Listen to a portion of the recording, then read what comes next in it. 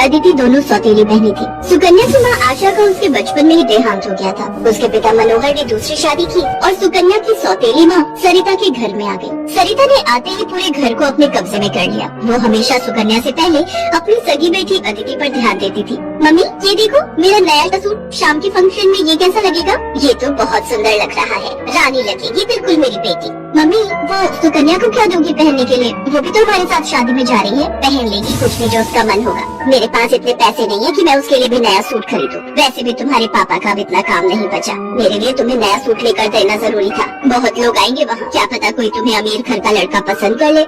अरे सरिता, कभी कभी अपनी बड़ी बेटी सुकन्या के बारे में भी सोच लिया करो। वो बेचारी भी तो शादी लायक है।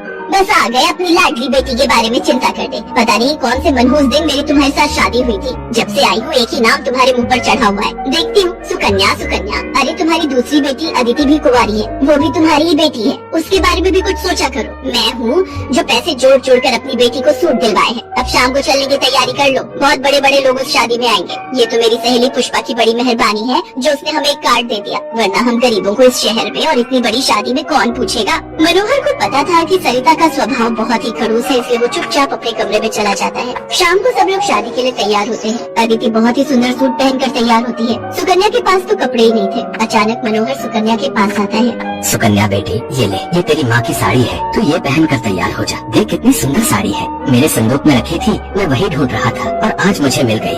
पिताजी ये माँ की साड़ी सचमुच, ये साड़ी तो बहुत सुंदर है। शुक्रिया पिताजी, आज आपने माँ की ये साड़ी देखकर मुझे बहुत खुशी दी है। हाँ बेटी, अब ये साड़ी पहनकर जल्दी से तैयार हो जा। देखना अब से सुंदर लगेगी मेरी बेटिया। सुकन्या अपनी माँ की साड़ी पहनकर तैयार हो जाती है। सब लोग शादी में पहुँचते हैं। सरिता जानबूझकर अदिति को ही आगे कर रही थी ताकि वहाँ लोग अदिति को ही देखें। तभी एक बहुत ही बड़े परिवार के लड़के आशीष की नजर सुकन्या पर पड़ती है। सुकन्या बिल्कुल अकेली खड़ी थी। वो लड़का उसके पास आया और उससे बात करने लगा। हेलो, मेरा नाम आशीष है और आपका? जी मेरा नाम सुकन्या है।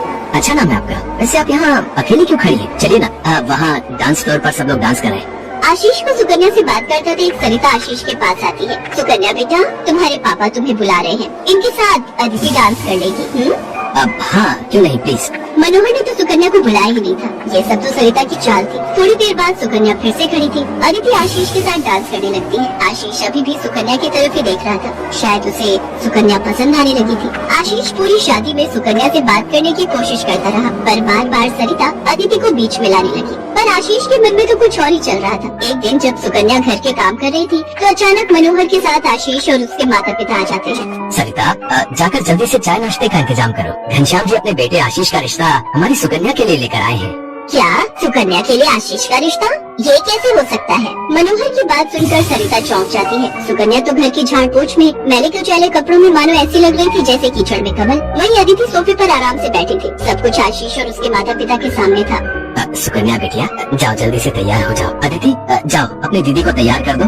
कोई जरूरत नहीं है तुम्हें उसे तैयार करने की। तुम उसकी नौकर नहीं हो जो उसे तैयार करो, अपने आप हो जाएगी तैयार। ये रिश्ता उसके लिए आया है, अदिति उसकी नौकरानी नहीं है। अंदर चल रही सरिता और मनोहर की बातें थोड़ी थोड़ी आशीष और उसके माता पिता के कानों में आ रही थी, इसलिए मनोहर बाहर आ जाता है। मनोहर जी, हमारे बेटे आशीष को आपकी सुकन्या उस दिन बहुत पसंद आई थी और वैसे भी हम आशीष के लिए लड़की ढूंढ ही रहे थे, इसलिए अचानक ही आपको मैंने फोन मिला दिया। मेरी सुकन्या तो बहुत किस्मत वाली है जो आप जैसे इतने बड़े घर का रिश्ता उसके लिए आया, वरना हम तो, मैं आपको क्या ही कहूँ। घनश्याम जी, आपने सचमुच मुझ पर बहुत बड़ा उपकार किया है। नहीं नहीं मनोहर जी, इंसान दिल से अमीर होता है। आपने अपनी बेटी सुकन्या को जो संस्कार दिए हैं वो किसी धन दौलत से कम नहीं। तभी सुकन्या चाय नाश्ता लेकर आ जाती है। सुकन्या का रिश्ता पक्का हो जाता है। भाई साहब, हमें आपकी सुकन्या बहुत पसंद है। हम तो जल्द से जल्द शादी करके सुकन्या को अपने घर की बहू बनाकर ले जाना चाहते हैं। बस आप शादी की तैयारियां कीजिए। आशीष के माता पिता के मुंह से ये बातें सुनकर मनोहर की खुशी का ठिकाना नहीं था। सुकन्या आज एक बहुत बड़े घर की बहू बनने जा रही थी। आशीष के माता पिता रिश्ता पक्का करके चले जाते हैं। कुछ दिनों बाद सुकन्या की शादी की तारीख निकल आती है। सरिता, मैं देख रहा हूँ जब से सुकन्या की शादी पक्की हुई है तुमने सुकन्या से बात तक करना छोड़ दिया है। ये ठीक नहीं। तुम अपनी बेटी की शादी करो, मैं इस शादी में कोई हाथ नहीं लगाऊंगी। ये रिश्ता मेरी बेटी के लिए था। मैं चाहती थी आशीष के साथ अपनी बेटी का रिश्ता करना, पर तुम्हारी उस सुकन्या ने सब काम खराब कर दिया। ये तुम गलत कह रही हो सरिता। सुकन्या के लिए आशीष के माता पिता खुद से रिश्ता लेकर आए हैं। तुम्हें तो खुश होना चाहिए। तुम क्यों सौतेलापन सुकन्या के साथ रख रही हो? तुम्हें तो उसकी सगी माँ बनकर उसे विदा करना चाहिए। मैं इसलिए तुम्हें उसकी माँ बनाकर लाया था, वरना क्या? क्या कहो तो मैं अभी ये घर छोड़कर चली जाती हूँ। बोलो। मनोहर की बात